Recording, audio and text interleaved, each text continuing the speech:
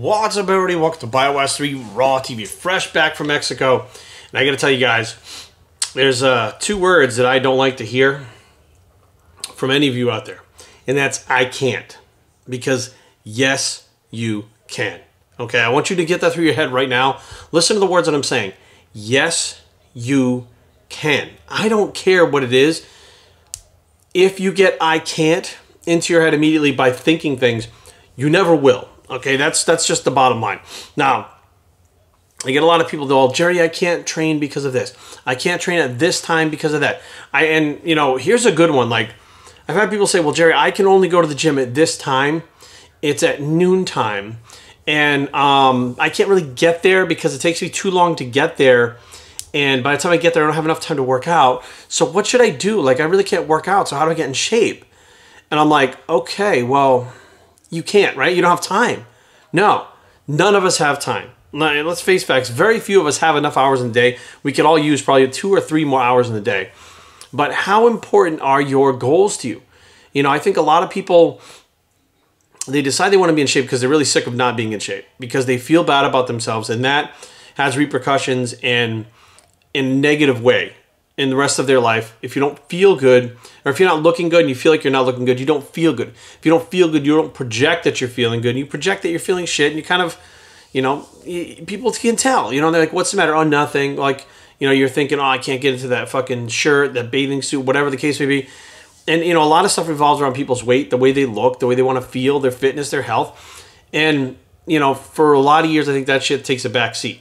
People just take it when you're young and they shove it aside, because when you're young, you can get away with eating all kinds of shit and not counting macros. You can get away with not being, you know, doing exercise because you're fairly active in school to begin with anyways. And then you hit a certain point and you're not that active anymore. Those foods start to catch up because your body starts to change. As you age, your hormones change, your body changes. You can no longer do the shit you did when you were in high school and college. And then there becomes the problem, because you try to go back and do the same things and they don't work. Usually that leads to a little bit of failure, a little regression, and a little bit of binging, a little bit of feeling bad for yourself, and you wind up in a worse spot than you were to begin with. And that's when the I can'ts come in, right? I can't do this, I can't do that. Basically, all you did was try what you did in high school, which is not really trying, because you just kind of were just living before and doing it. But let me put it to you like this. How bad do you want to accomplish that goal? Like, I just got back from Mexico, almost to California, Mexico.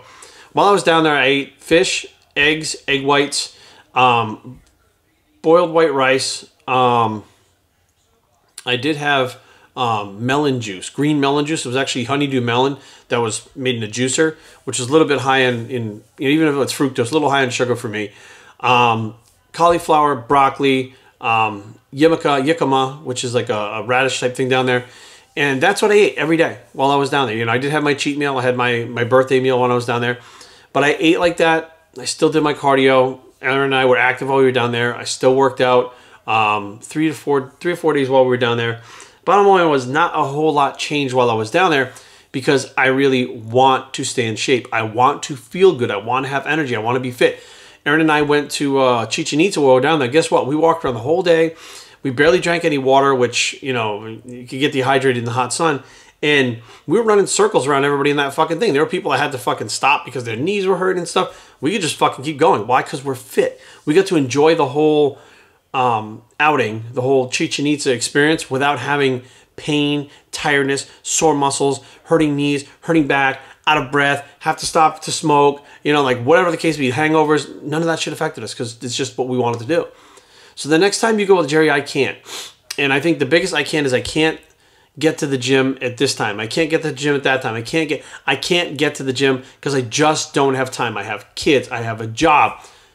A lot of us have kids and jobs. A lot of us have a job that takes up more time than a job and kids. A lot of us have kids that take up more time than the job. Bottom line is, not everybody has enough time in the day. But let's say you had a kid, a job, and your job was 60 hours a week, right?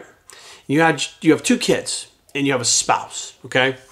And you come home, you spend time with your spouse, you spend time with your kids, and you know, you look at it as, that's my family time, that's my time, that's my time for me. I enjoy that time. That's my time. Okay, cool. Now let's say your boss came to you and said, Joe, Bob, Smith, Sue, whatever your name is, you know, we need you to work an extra hour and a half every day this week. and next week, and the week after, and the week after, and the week after. And this is going to be an indefinite thing because we're really in a tight spot. But we're going to give you $1,000 for that hour and a half that you work. I guarantee you, dimes to the dollars, you find a way to put that hour and a half in your fucking life. I can guarantee you right now, you will make your fucking family suffer. You will fucking leave your mom at the bus station and not pick her up. You'll do a lot of shit if you're going to get paid $1,000 for an hour and a half's work. I mean, who the fuck wouldn't? That's crazy money, right? Well, here's the thing. You want that money worse than you want your fitness. Because your fitness is also the same thing.